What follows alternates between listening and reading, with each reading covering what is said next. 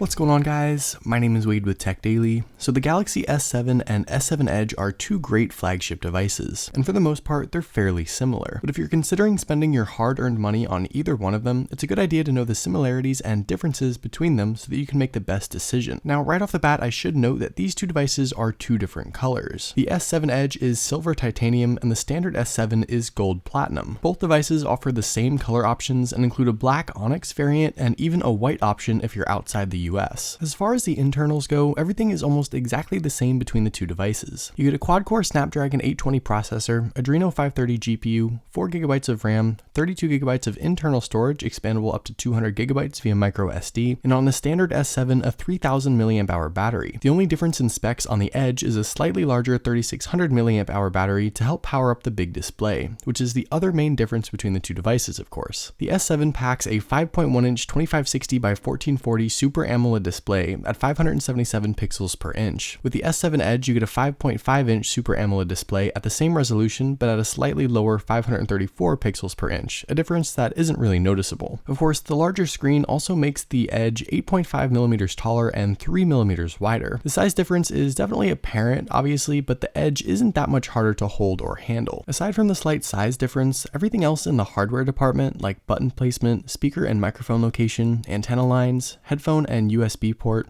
and everything else on the front and back of the devices are all placed pretty much exactly the same. Of course, like the name suggests, the biggest difference separating the two devices is the S7 Edge's wraparound edge-to-edge display. The curved edges not only make the phone look a lot thinner and nicer and feel better in your hand, you also get a few added features and functionalities that the standard S7 doesn't offer. Swiping on the right edge of the screen pulls over a Yahoo newsfeed for quick and up-to-date news articles, shortcuts to your favorite or frequently used apps that you can customize, and a list of your top contacts. With the phone face down, you get to see light up notifications that can be customized to certain colors for specific people, and on the home screen, you also get to set up certain feeds to scroll through even without having to unlock your phone. Everything else between the two devices, from the cameras to the speaker to the fingerprint sensor and everything else in between, are all exactly the same. Both phones are also IP68 water and dust resistant, so no matter which one you get, you won't have to worry about water. The last major difference that will probably be the deciding factor for you is the price. The S7 Edge is priced $100 more expensive than the standard S7, both on and off contract. So you have to decide if the larger 5.5-inch screen and Edge display and features are worth a bump in price. So hopefully you guys enjoyed this comparison. Definitely let me know what you think of the phones in the comments below. Also, be sure to follow Tech Daily on Twitter and subscribe to the Tech Daily YouTube channel if you haven't already, and I'll see you guys later.